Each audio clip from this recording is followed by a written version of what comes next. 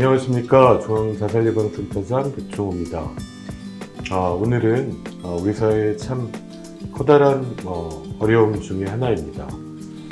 유명인 그리고 연예인의 자살 문제 그리고 베르테르 효과에 대해서 이 분야에 대해서 너무나 잘 알고 계시는 특별한 두 분을 모시고 이야기를 이어나가 보려고 합니다.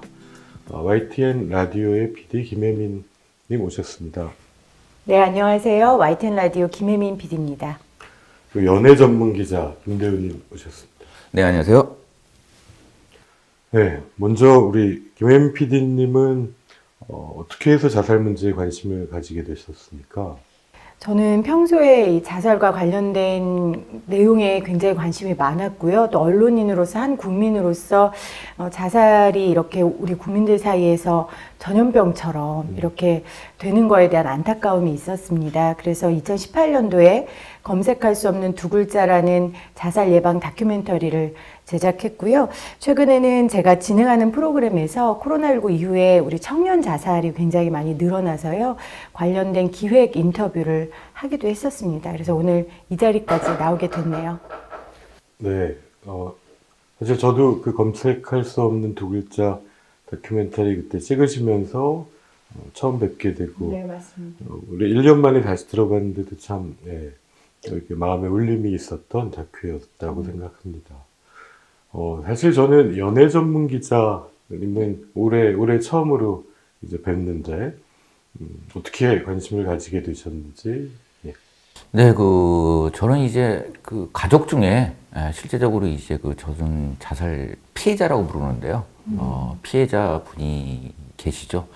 그래서 이제 어린 시절부터 그 문제에 대해서 생각을 많이 하게 됐고, 그 다음에 또 이제 중학교 때 제가 자살의 연구라는 책을 읽었어요.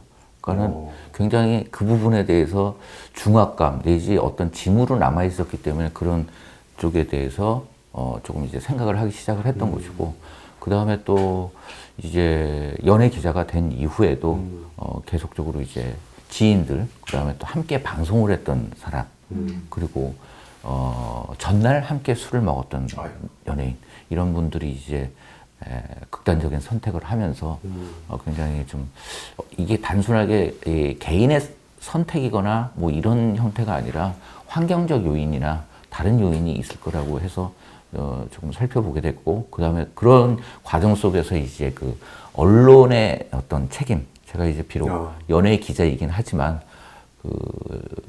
조금 도를 지나친 어떤 사실적인 이런 묘사 부분들이 이 연예인뿐만 아니라 일반인에게 파급 효과가 굉장히 커지지 않나 하면서 이제 조금씩 개인적으로 할 수 있는, 그 다음에 제가 팀장을 맡고 있는 매체에서 할 수 있는 정도, 그 정도에서 생각을 해왔고, 지금 현재는 이제 연예인들에 대해서 조금 고민 상담이나 카운셀링을 해주고 있는 상황입니다. 네. 그 자살 피해자라는 말씀이 참 와닿는데, 그런 사실 얘기하기 힘든 트라우마 이렇게 말씀해 주셔서 또 감사드리는 마음도 들고, 사실 자살 생존자라는 말을 또 외국 사람들 많이 쓰더라고요. 그러니까 그게 얼마나 괴로우면 거기서 이제 살아났다는 거를 생존자라고도 표현하는 것 같습니다. 오늘 그런 면에서 그런 좀 아픈 이야기이기도 하지만 또 이렇게 알려주시면 이후의 자살을 막는 데 또 큰 도움이 될 것 같습니다. 저도 오늘 김대우 기자님이랑 나와서 참 좋은 게 이제 기자님하고 개인적으로 이야기도 몇 번 해봤고 또 저희 방송에 고정 출연을 하시기도 하셨는데요.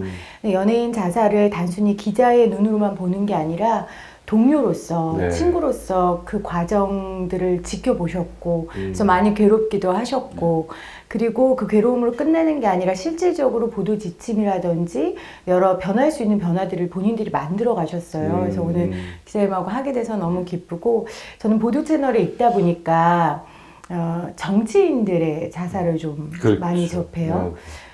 보면 정치인들이나 연예인들이 굉장히 비슷하죠. 사람들의 관심을 받고, 그리고 그분들의 일거수일투족이 다 언론에 나오고 어느 때는 본인이 말한 거하고 전혀 다른 왜곡이 되기도 하고 확대가 되기도 하고 그 안에서 괴로워하고 네. 그러다 보니 이제 극단적인 선택을 하게 되고 그래서 정치인들의 죽음과 연예인들의 죽음을 또 다른 언론들이 너무 잔인해 보이기도 하고 그래서 보도 채널에 있으면서도 저도 저 나름대로 이제 사명감을 갖고 이 문제를 바라보게 되는 것 같습니다. 네, 네.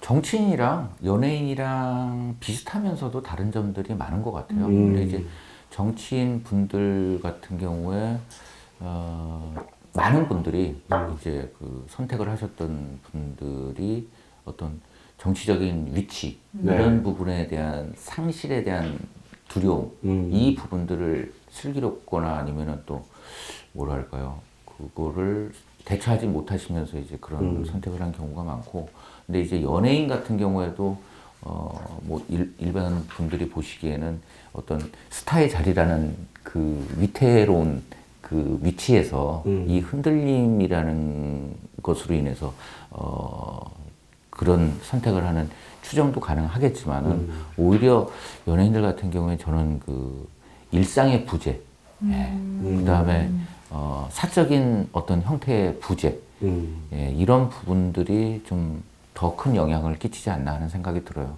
그래서 한마디 조금 그 드리고 싶은 말씀은 이 언론 얘기가 너무 일찍 나오는데 이 제가 가장 마음에 안 들었던 거는 1년에 이제 연예인들이 자살에 관한 보도가 이루어지면서 항상 원인에 대해서 추정을 하거든요. 맞습니다. 근데 원인을 추정하는데 거의 많은 숫자들이 이 악성 댓글로 인해서 그런 선택을 했다라고 이야기를 하고 있어요. 근데 사실 뭐 이거는 연예인들에 대해서 상담할 때도 하는 얘기지만 사람이 사는 이유도 121가지가 있고 그 다음에 또 그런 선택을 하는 것도 121가지가 있는데 어떤 하나를 이렇게 내릴 수 없는 맞습니다. 형태이지 않나. 그리고 만약에 우리가 일반인 같은 경우에 이 언론에 보도가 되어서 악성 댓글이 이루어졌을 때 그런 악성 댓글을 받았을 때 선택지로서 스스로 이제 자살이라는 선택지가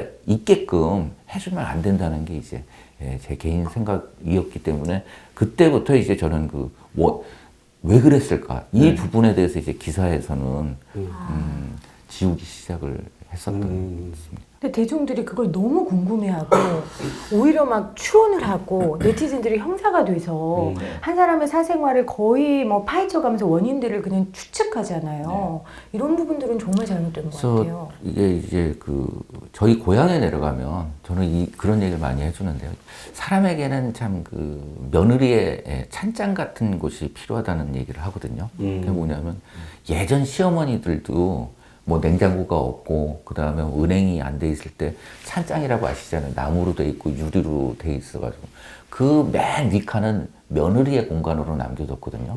자기도 그 공간이 있었기 때문에 그곳에 이제 그 고향에서 온 편지도 놔두고 그 다음에 가족 사진도 놔두고 그 다음에 또 약간씩 이제 돈 10원짜리 20원 모으는 그 공간에 대해서만큼은 시어머니도 터치하지 않는 공간인데 사실 연예인에게도 그런 자신만의 프라이빗한 그렇죠. 네. 정서적인 그런 형태가 좀 존중해 줄 수 있어야 되지 않나 하는 생각이 들어요. 알고 싶다 그래가지고 그 안에 뭐가 들었냐 뭐 보면 결국 우리 평범한 사람이랑 똑같거든요. 네. 그 뭐 사실 뭐 저희나 자살 예방에 관심을 가진 사람들 입장에서는 특히 연예인 자살 같으면 그 파급 효과가 이제 2008년 10월 2일 저도 뭐 날짜도 잃어버릴 수가 없는데요. 왜냐면 그때 저 같으면은 제 환자분이 그달에 처음으로 이제 자살로 돌아가셨거든요. 근데 거기에 그 10월 2일에 최진실 님의 자살이 뭐 그 자살 사건도 있었지만 그 이후에 보도들의 뭐 그 어떤 수단이었는지 뭐 말씀하신 원인을 추정하는 거 그 이후에 한두 달 동안 정말 그 정신과 모든 국내 병원들 입원실 외래 응급실이 뭐 난리가 났었습니다. 그 중에 한 분을 저도 잃은 거고 그때 뭐 가족의 정말 눈물은 말할 수가 없었고요. 그러다 보니까 이게 어떻게 하면 이걸 좀 국민적 파급 효과, 이런 베르테르 효과를 막을 수 있을까를 저희는 또 생각하지 않을 수 없는데, 또 특별히 또 그 현장에 계셨다고 하니까. 네. 지금 이제 2008년 10월 2일이고 이제 고백을 드리자면 이제 2008년 10월 1일 최진실 씨가 이제 그 CF 촬영을 하던 날이었는데 그때 이제 조금 이 촬영이 제대로 이루어지지 않아가지고 조금 다독여주는 자리로서 이제 술자리를 가졌거든요. 돌아가시기 전날. 그러니까 이제 그 시간상으로 계산을 해보면 2시간 전까지 저랑 이제 있었던 상황이었고 그 자리에서도 지금 와서 이제 막 후회가 되는 얘기들이 막 있었던 것이죠. 왜 그 알아차리지 못했을까 하는. 근데 뭐 조금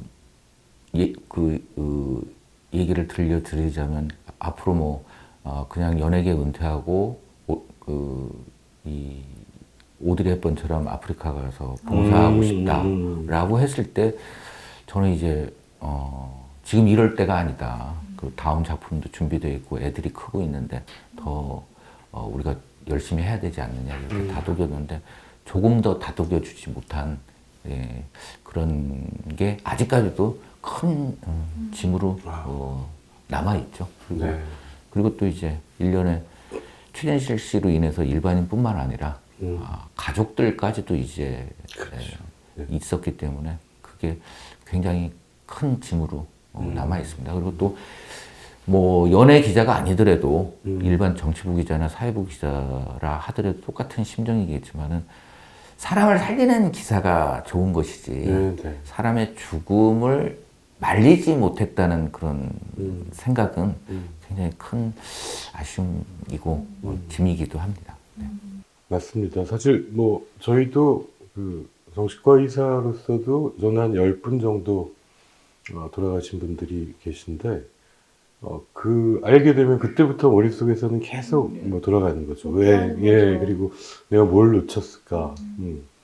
이때 이렇게 했었어야 될까라는 생각이 이제 꼬리에 꼬리를 물고 뭐 며칠을 가는데 그 현장에 뭐 2시간 전까지 계셨다면 뭐 그럼 그 당시에 최진실 씨가 이렇게 백 교수님 같은 전문가한테 도움을 요청하거나 도움을 받거나 이러지는 않았나요? 전혀 없었죠. 그게 이제 또 아쉬운 거죠. 어. 그게 또 핵심적으로 이제 연예인에게 문제점은 뭐냐면 자신에게 어떤 그 정신적인 상처나 어떤 위기가 있다는 거에 대해서 본인이 알아요. 그렇죠. 알아요.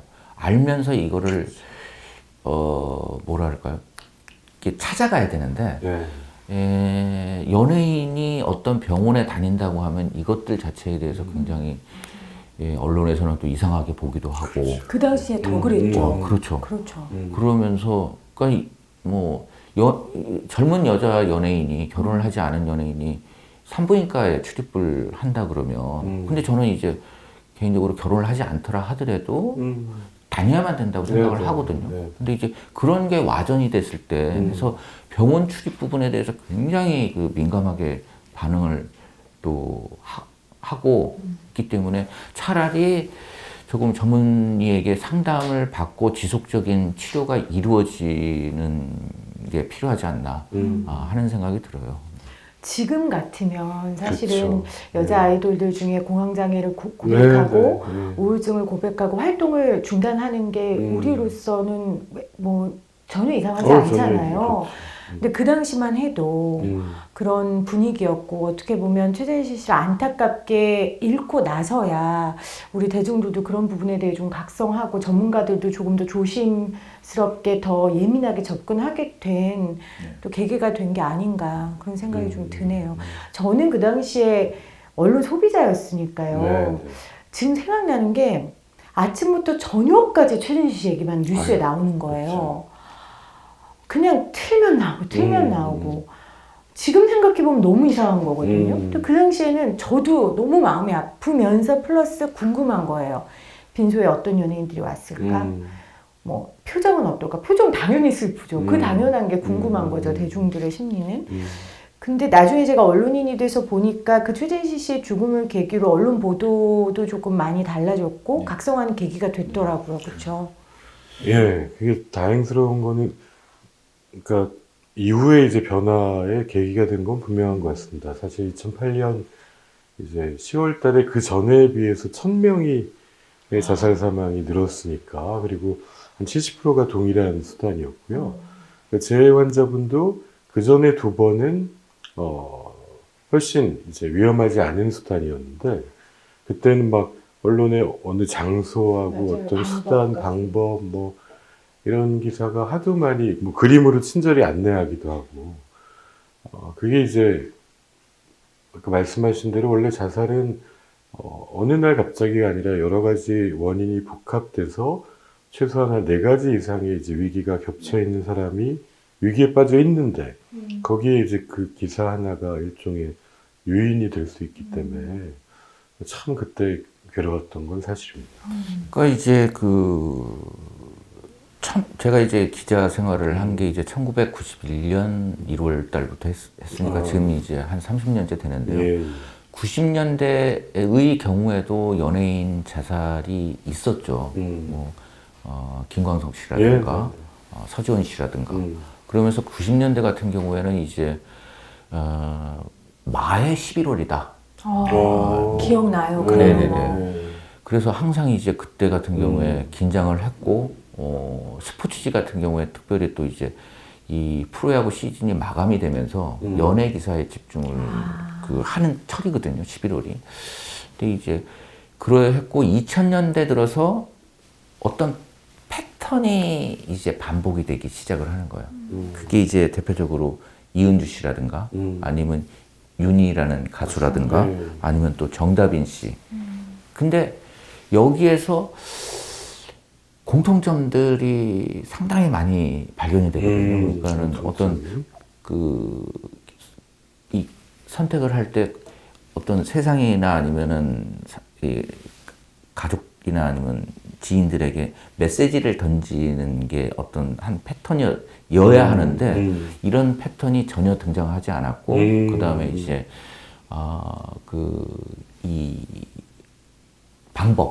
방법들이 동일해지는 그런데 최진실 씨의 보도도 문제지만은 저는 그 이전 보도들이 더 큰 문제점이라고 생각합니다. 너무나 이게 저는 이런 방송에서도 그 수단에 대해서는 얘기를 하지 않는데 이 주변에 있는 사물에 관해서 너무 언론에서 자세하게 보도를 한 거예요. 맞습니다.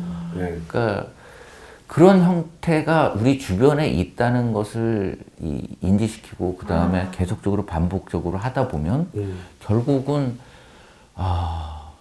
선택지로서 이제 그거를 손쉽게 맞습니다. 다른 용도로 그러니까 너무 손쉽게 스스로 목숨을 끊을 수 있는 도구들이 있다는 걸 언론이 알려주는 거죠. 그러다 보니까 자살이라는 게 내 죽음의 선택지 없는데 그게 너무 쉽고 자연스럽게 들어가는 거고. 네, 그렇게 되면서 연예인들 자살 이제 분석해 보시면 아시겠지만은 이 방법에 있어서는 네, 몇몇 사람만 빼놓고는 다 동일한 방법이거든요. 동일하니까. 네.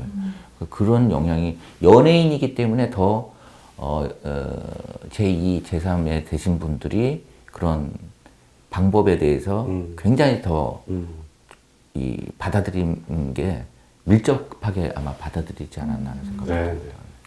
저는 기자님이 이제 방법에 대한 보도 얘기를 해주셨다면 아까 뭐 이은주 씨라든지 윤희 씨라든지 보면 제 또래 여성이거든요. 그러니까 제가 이은주 씨가 저보다 2살 많은데 이은주 씨가 처음에 스스로 목숨을 끊었다는 얘기를 딱 접했을 때 저는 너무 충격이었어요. 왜냐하면 제 친구가 죽은 것 같았어요.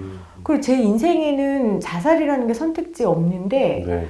나랑 동시대를 살고 있는 내 또래 여성은 자살로 목숨을 끊을 수 있구나. 이게 굉장히 충격적이었거든요. 정다빈 씨도 그렇고 20대 여성들의 자살이 굉장히 20대 여성 연예인들의 자살이 굉장히 전면에 나섰고 그리고 사실 대중들한테 너무 소비하기 좋은 연예인 그 연령대잖아요. 그래서 굉장히 선정적으로 보도도 됐던 것 같아요. 그렇죠. 그리고 원인이나 아니면은 또 그다음에 어떤 위기가 있었고 뭐 가족 간의 관계 뭐 이런 사생활. 이런 부분들이 그 실제적으로 맞기도 하고 안 맞는 부분들이 한 7, 80%가 되거든요.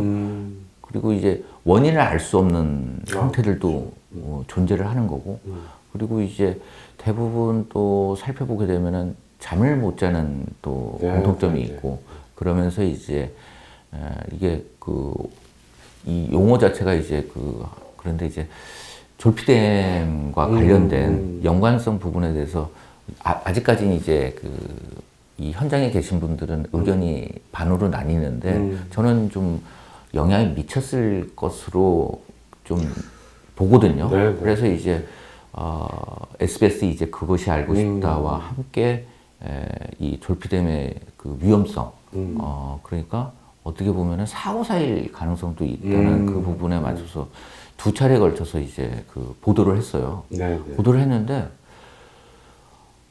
또 이제 아쉬운 점은 뭐냐면 2차례 보도되어지면서 함께 이제 제가 섭외를 해서 그 사례나 아니면은 어떤 그 약물을 구하게 되는 경로 부분에 관계했던 사람을 이제 익명으로 출연을 시켰는데 이 2사람 모두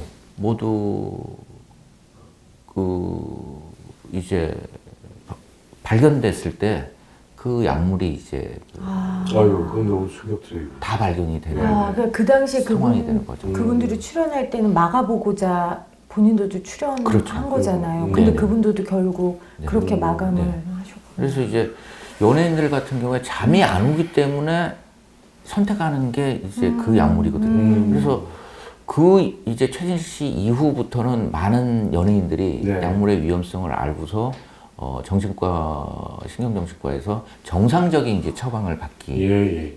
시작을 많이 했어요. 그래서 조금 이제 많이 오남용 부분이 없어진 상황이긴 합니다. 그거는 사실 뭐 또 의료인들의 또 책임도 느껴지는 부분인데, 물론 이제 연예인들이 훨씬 더 감정도 풍부하게 느끼고 그러다 보니까, 그건 외국도 마찬가지거든요. 일반인보다는 우울이나 뭐 이게 깊게 느끼고 우울증도 많고, 또 일이 막 불규칙하니까 이제 불면증이 훨씬 많이 생기는데, 그때 이제 졸피뎀 같은 수면제는 기본적으로는 비습관성 수면제인데, 그건 용량 한 알 이하일 때거든요. 이게 조활세알 올라가면은 거기다 뭐 수위 합쳐지거나 하면은 상당히 이제 위험하고 이제 거의 기억이 안 나는 상태에서 진짜 사고사가 발생할 수 있기 때문에 정확히 평가가 되고 처방이 돼야 되는데. 그래서 저는 개인적으로는 이제 졸피뎀에 대해서 예. 당시 이제 최진실 씨 조금 후까지도 무한 처방이 됐거든요. 네. 그래서 이제 14알 그러니까 2주분으로서 이제 처방이 되면서 이 의료 시스템에 의해서 다른 곳에서 이제 못 받게 되는 네네. 그런 게 마련이 되어졌는데, 문제점은 뭐냐면 이제 치과만 빼놓고 다른 뭐 가정이든 아니면은 또 연예인들이 많이 다니는 피부과든 성형외과든 이곳에서도 이제 처방을 해주고, 이게 너무 하면은 또 이제 대리 처방을 하는 그게 이제 굉장히 맞습니다. 오남용을 하게 되는 그런 형태가 되었기 때문에 이 졸피뎀의 부작용 부분 4번 외우고 다니는데요.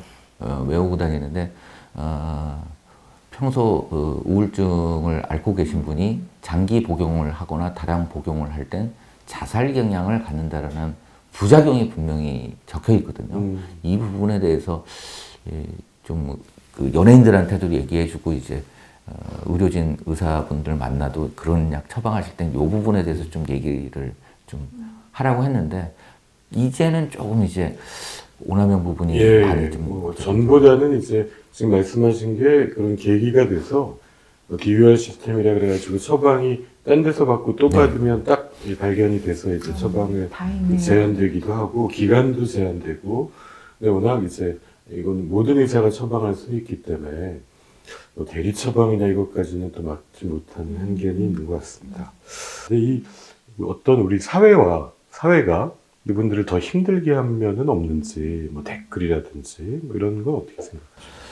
그러니까 과거에는 이 연예인과 음.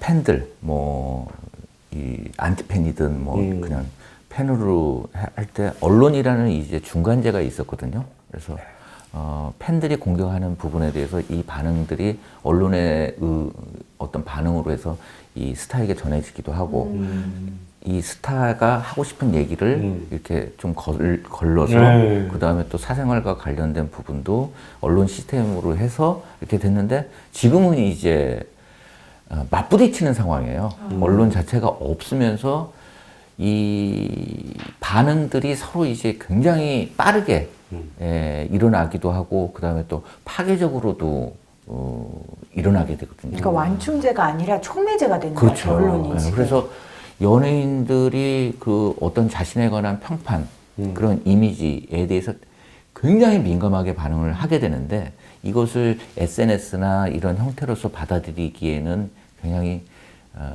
사실 연예인들이 여린 친구들이 많거든요. 그런 부분들도 조금은 영향이 있는 것 같고 과거에는 언론이 그랬는데 이제는 이 안티 팬들이나 공격적인 성향을 가진 팬들의 의견들을 언론이 옮겨주면서 또 이제 그 확대 재생산하는 계기가 돼버리거든요. 근데 그런 부분에 있어서도 언론의 책임이 네, 좀 있지 않나 하는 생각이 듭니다. 예. 저는 기자님이 언론이 중간재 역할을 했었다. 이 말이 참 뼈아프게 다가오고요. 정말 그런 역할을 해야 되는데 지금은 아까 말씀드린 것처럼 촉매제가 돼버리니까 그게 우리 연예인들과 언론이 사실 같이 공생하고 상생하는 거잖아요. 근데 그게 그렇게 안 된다는 게 너무 안타깝고 저는 자살 이후의 보도도 굉장히 중요하다고 생각합니다. 네, 네. 그러니까 최진실 씨 같은 경우에는 최진실 씨 자녀들에 대한 보도가 계속해서 나오거든요. 맞습니다. 근데 그걸 볼 때마다 참 저도 이제 엄마로서 너무 마음이 아프고 언론인으로서 너무 기막힌 거예요. 그 딸이 뭐 남자친구하고 사진을 찍은 SNS를 또 기사로 올리고 이게 결국은 뭐냐면 최진실 씨에 대한 관심이거든요. 최진실 씨가 이렇게 죽었는데 그래서 니네들은 어떻게 지내니? 그게 애정이 아니라 관종인 거죠. 사실 그 기사를 보고 우리 김대호 기자님이 본인 SNS에 굉장히 분노하는 글을 쓰시기도 하셨어요.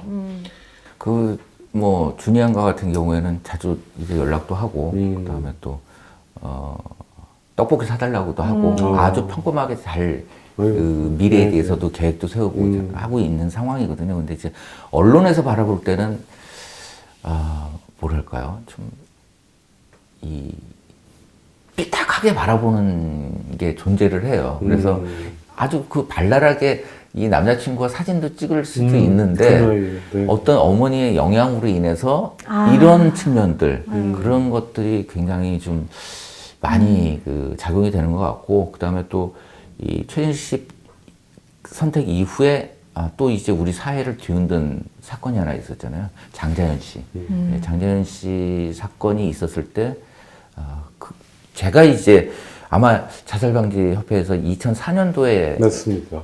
네, 첫 번째 가이드라인이 나왔는데 그거에 대해서는 강제 규정이 없었지만 네.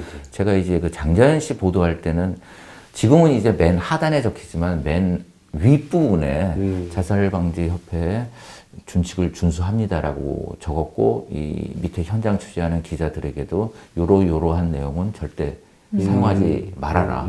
데스킹 내가 보겠지만은 현장에서도 조회수 생각하지 말고 우리 정상적으로 하자라고 했었거든요. 근데 이제 이 가족들의 반응, 그 다음에 가족들이 얼마나 힘들까 이거를 증폭시키는 언론의 보도 내용도 가족들을 더 힘들게 하는 형태가 되어지거든요. 그러니까 이 많은 사람들이 안타까워하고 있고 위로해주고 싶고 그 마음은 충분히 이해를 하지만 잠시 그분들이 이 슬픔을 온전히 이 부정적인 방법이 아니라 조금 삶의 가치로서 받아들일 수 있는 그런 시간을 언론이 주는 것도 필요하다는 생각입니다. 애도할 시간을. 네. 추측하지 말고 네. 그냥 놔두고 보장해줄 필요가 있다는 말씀인데 사실 뭐 지금 최근에 몇 년 사이에도 이런 일이 계속 네. 있었는데 어떻게 보십니까?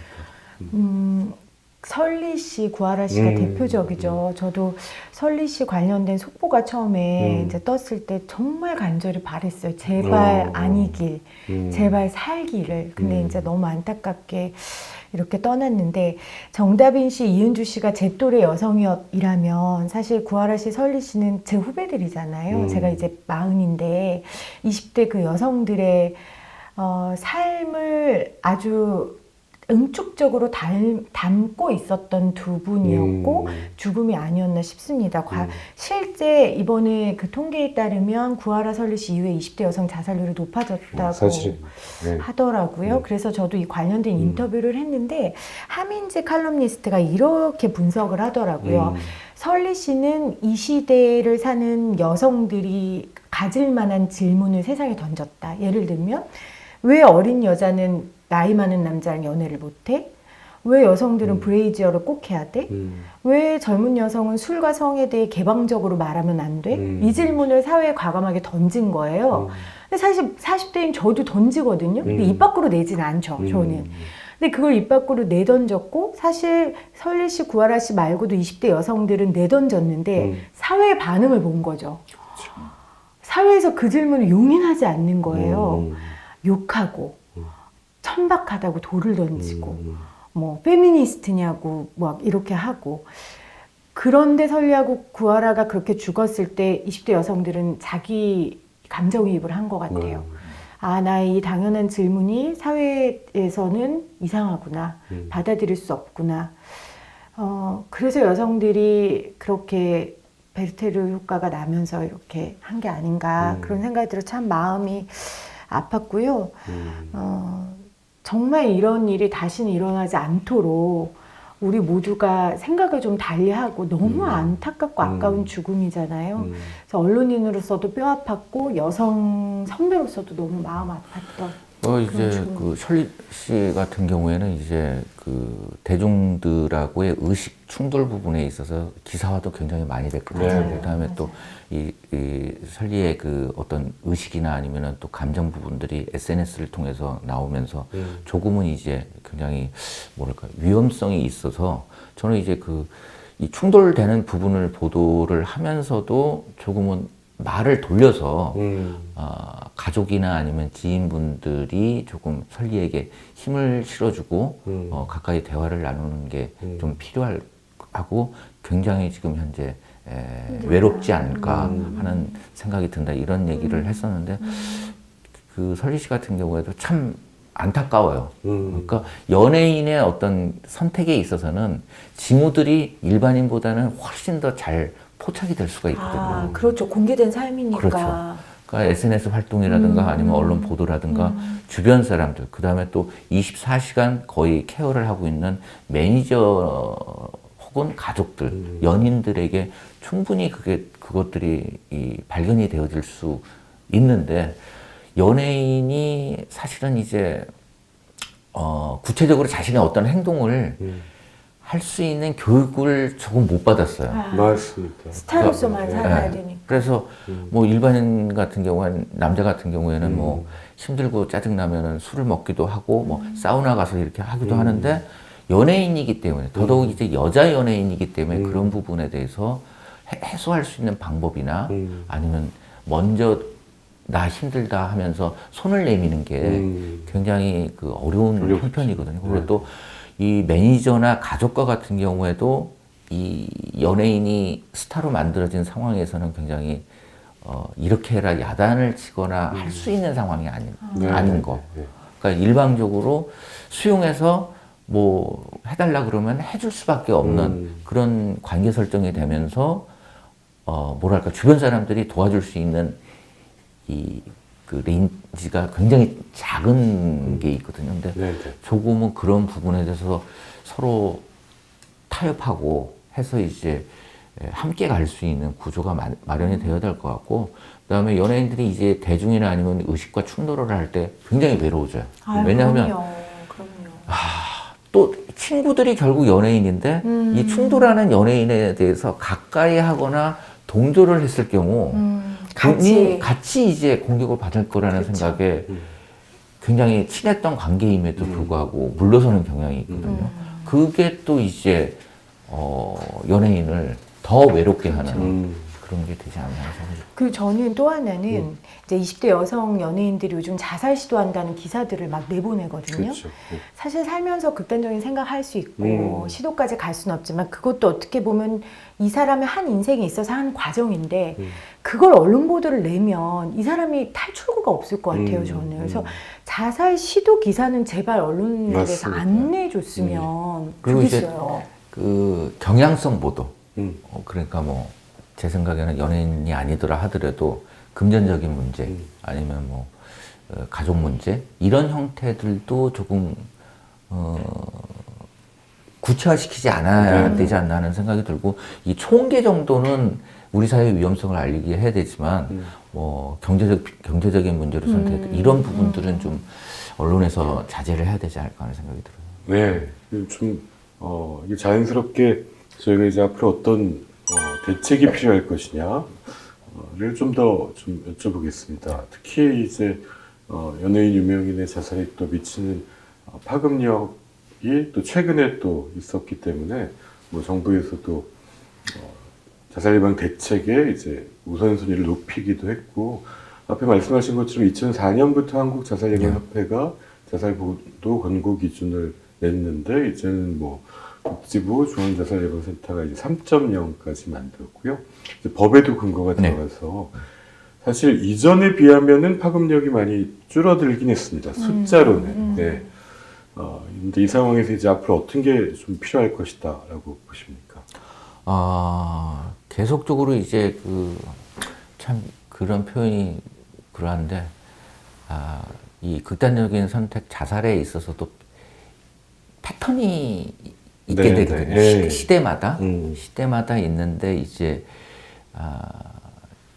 요즘에는 조금 이제 그 변화가 제가 전문적이지는 않지만 변화가 느껴지는 부분이거든요. 근데 최근 이제 그 보도에 있어서 조금은 이제 안 좋은 보도가 등장을 했어요. 약물이 이제 구체적으로 언론에 보도되어지면서 그러면서 그것들을 이제 찾아보게 되는 이런 형태가 되어지기 때문에 뭐 기자로서는 그 한 단어를 쓰면서 자기가 취재를 정말 열심히 했다라는 걸 보여주고 싶겠지만 그런 것에 대해서는 철저하게 이 게이트 키핑이나 아니면 데스킹 과정에서 그다음에 기자 본인 자신에서 그런 것들이 이루어져야 될 거라는 생각이 들고 그다음에 또 연예인과 관련해서는 상당히 지금 그 연예 취재 인력들이 경제적으로나 열악한 상황이에요. 네, 그것도 구조적인 문제도 있고 하면서 연예 기사를 작성하는 기자들이 굉장히 공격적인 성향을 갖고 있거든요. 연예인에 대해서.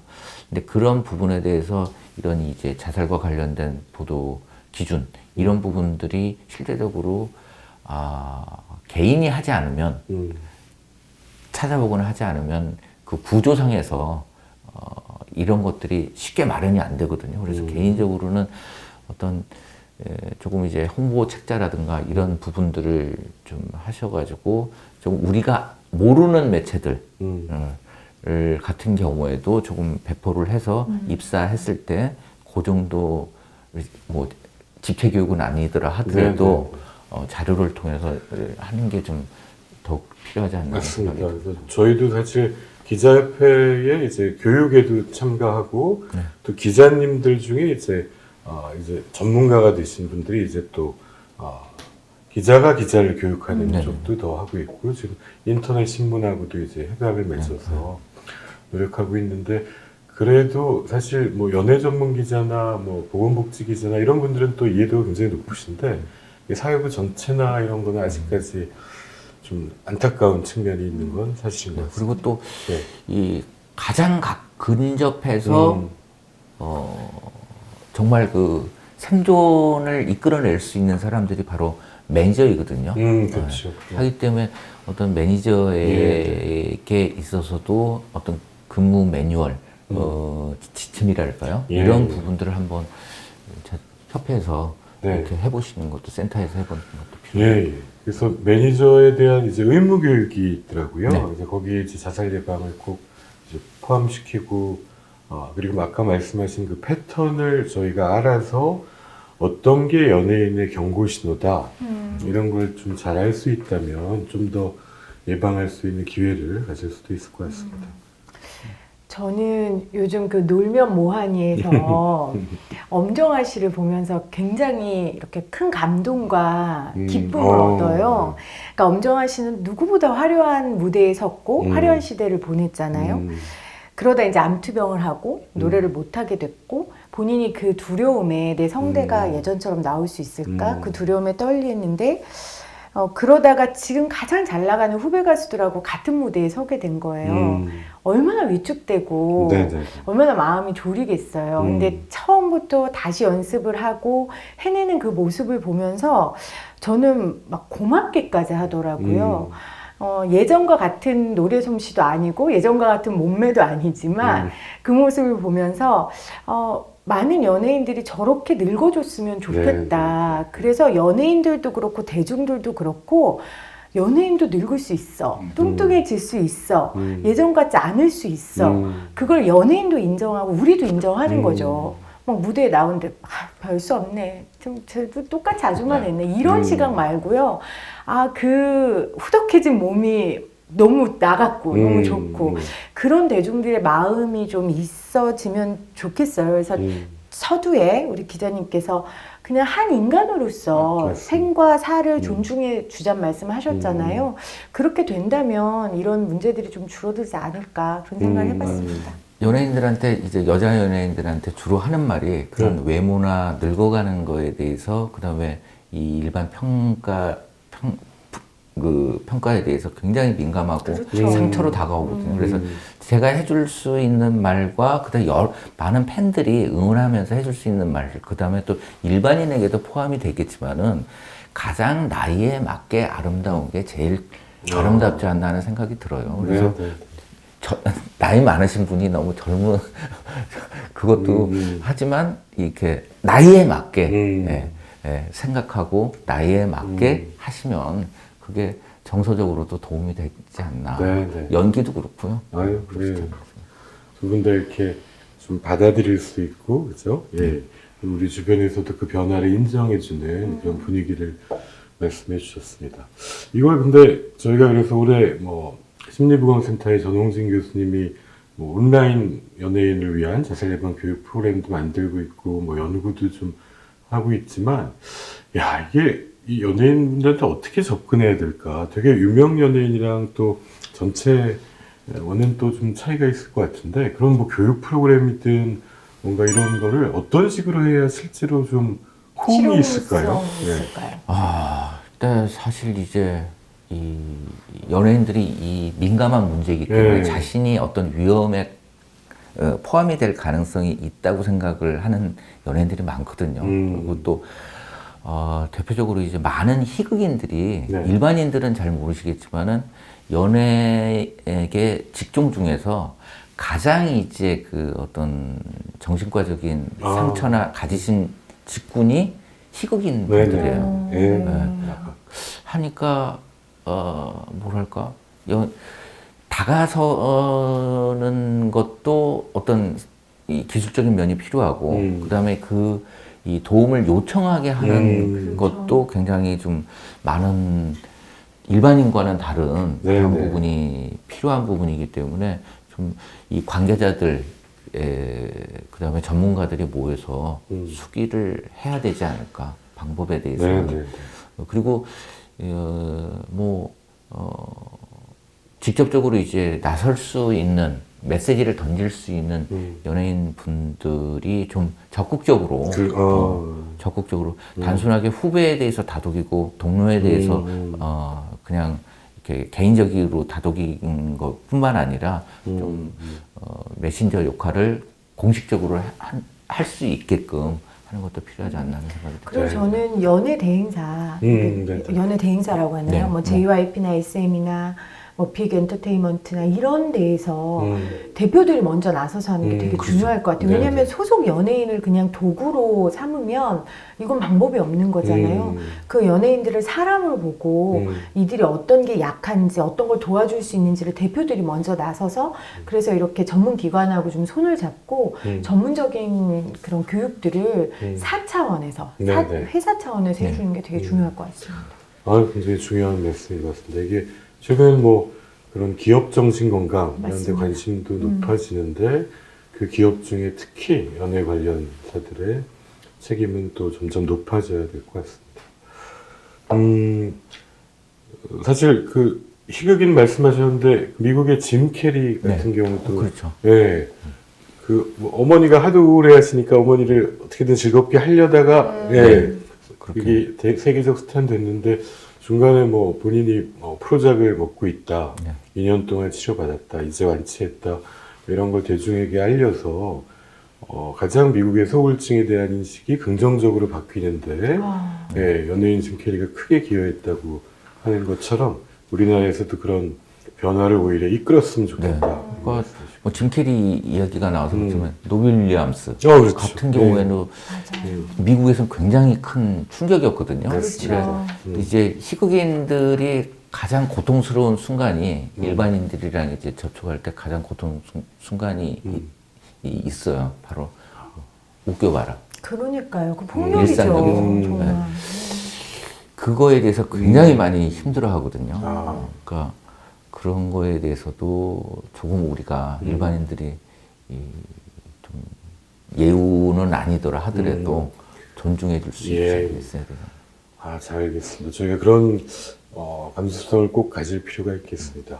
그리고 이제 대책 중에 그런 자살 보도 권고 기준 관련해서는 이걸 좀 언론에서 더 잘 지키기 위해서는 딜레마도 있으실 것 같은데 어떤 좀 제 개인적인 생각인데요.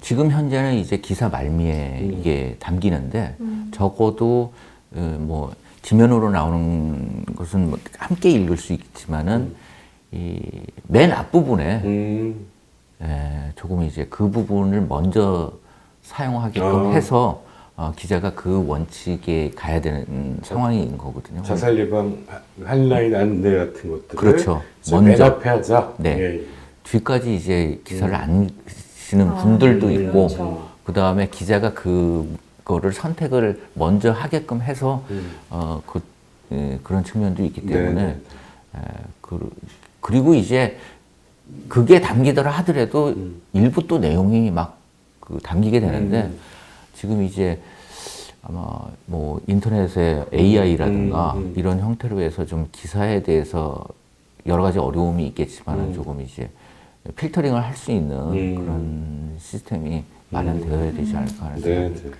저는 언론에서 노력하는 것도 필요하지만 대중들이 같이 분노해야 될 것 같아요. 그러니까 언론에서 막 너무 선정적으로 보도한다든지 자살 보도 권고 기준을 어긴다든지 하면 댓글로 분노의 댓글을 네. 기자님 이렇게 하지 마세요. 이러시면 안 돼요. 분노하고 함께 거기에 대해서 국민적 의식을 같이 가져가는 게 결국 선한 다수가 이 세상을 이끌어가는 거니까요. 그 보도 지침을 앞에 넣느냐 밑에 넣느냐 굉장히 작은 차이가 굉장히 큰 거거든요. 그래서 그런 차이와 함께 우리 대중들이 함께 분노해 주는 거 그게 굉장히 중요할 것 같아요. 그러니까 그 얘기가 나와서 한 예가 있는데요. 예. 제가 이제 그 CBS에 있을 때 연예 기자는 그 사회부 기자는 아니었지만 연예부 기자로서 어떤 기사를 썼냐면 제목이 이런 기사였어요. 엄마 나 이만큼 아팠으면 나 죽어도 돼. 네. 어떤 경우냐면 7세 아동인데 자신의 몸에 열이 나서 자신이 화상을 입는 희귀병을 앓고 있는 친구였어요. 근데 이 기사를 작성을 하면서 수많은 댓글이 실렸죠. 아주 나쁜 글들까지. 한데 이게 정화가 되기 시작을 하더라고요. 어떻게 이렇게 그러니까 뭐 직접적으로 표현을 못 하겠습니다만 이 정화가 되면서 굉장히 선하게 이제 댓글들이 변해가는 과정 그리고 또 많은 또 모금이 이루어졌는데 그 아이가 치료받고 나서 남은 금액을 또 이 가족분들이 다른 희귀병을 앓고 있는 분에게 네. 한 1억 8천 정도를 또 넘겨주시는 걸 보면서 훌륭하시- 그 반드시 뭐 댓글을 쓰시는 분들이 나쁘다고만 생각할 수 없지만은 아닌 것 같고 이 선한 마음과 그런 긍정적인 거를 이끌어내어 줄 수 있는 이 언론의 보도 태도가 더 중요하지 않을까 하는 생각이 듭니다. 그리고 또 하나 지금 현재 이제 연예 기사 같은 경우에는 댓글이 차단이 되어졌어요. 예, 예, 다음이나 예. 네이버에. 근데 이제 사회부 기사는 이게 아직 댓글이 안 되는 거거든요. 네. 그래서 이런 점에 대해서도 좀 포털 업체랑 의논을 해서 네, 네. 이 자살과 관련된 보도에 있어서는 이 좀 댓글 부분에 대해서 좀 차단할 수 있는 네, 네. 게 필요하지 않나. 음. 그러면서 이제 의혹들이 많이 양산이 되거든요.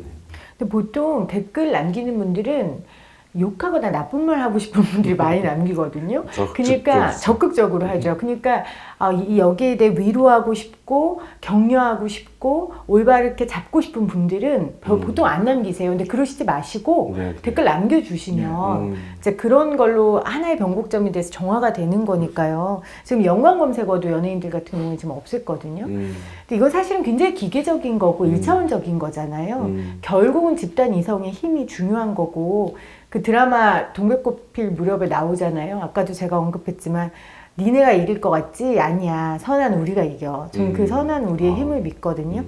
그렇게 연예인들과 대중들이 함께 해가야 한 시대를 풍미하는 그 연예인 때문에 우리가 위로받는 게 얼마나 많아요. 네. 노래, 음악, 정말 드라마 이런 걸로 우리가 그 위로받고 격려받는데 연예인들을 위해 그런 대우, 예우 정도는 대중들이 해야 된다고 생각을 합니다. 네, 네. 네. 그리고 하나 또 네, 이제 네. 박사님이시니까 네. 부탁하고 싶은 거는 이 분야에 대해서 전공하신 의사님들이 예. 이 연예인의 어떤 아픔이나 이런 부분에 대해서 좀 더 많은 메시지들을 네. 언론을 통해서 네, 네. 이렇게 뭐 그 지켜지겠지만 이제 사생활이라든가 그 다음에 힘들 때 우리에게 오면 이런 부분에 대해서 충분히 이 치료가 가능하다 이런 것들을 좀 홍보를 하실 필요성도 있지 않나는 예, 사실 우리 그 김대우 기자님이랑 하려다 코로나 때문에 저희가 미룬 맞아요. 게 이제 그 신분 노출 없이 비밀을 확실히 보장하는 어떤 연예인 안심 클리닉을 멘토처럼. 인증하자. 예, 그리고 같이 거기에 왔다 갔다 하는 것도 절대 알려지지 않게 믿을 수 있게 일정한 교육을 받은 분들을 이제 알리고 이런 것들 저희가 추진해 나가고 내년에는 꼭 현실화 시켜야 되겠고요. 정말 두 분의 그런 따뜻한 마음이 많은 분들에게 알려져서 그 말씀에 정말 공감이 갑니다. 우리한테 이 시기 이렇게 위로를 주는 사람들이 더 상처받고 아프고 다치지 않는 분위기를 또 만들어 나가야 되겠습니다. 저희가 중앙자살예방센터에서 그 생명존중 미디어 패널단이라 그래가지고 일반 시민들이 참여하시는데 그런 거 하시거든요. 그 기사 검토도 하고 의견도 기자님한테 보내고 댓글도 달고 하시는데 그런 합리적인 다수의 이제 선한 영향력이 사회를 좀 더 건강하게 바꿀 수 있으면 좋겠습니다. 사실 그 두 분의 또 개인적 경험에 대한 얘기도 포함된 아주 힘든 인터뷰일 수도 있는데 이렇게 참여해 주셔서 감사드리고 끝으로 두 분이 한 말씀씩 해주시고 정리해 보겠습니다. 뭐 매번 하는 얘기인데요. 사람이 죽어야 될 이유가 100만 21가지면 살아야 될 이유도 100만 21가지고 그냥 그 생명을 선택하고 생명을 버릴 권리는 우리에게 없지 않나 하는 생각이 듭니다. 네. 함께 늙어갔으면 좋겠습니다. 네, 이걸로 대신하겠습니다. 예, 시청해주신 여러분 그리고 출연해주신 두 분 진심으로 감사드립니다. 예, 마치겠습니다.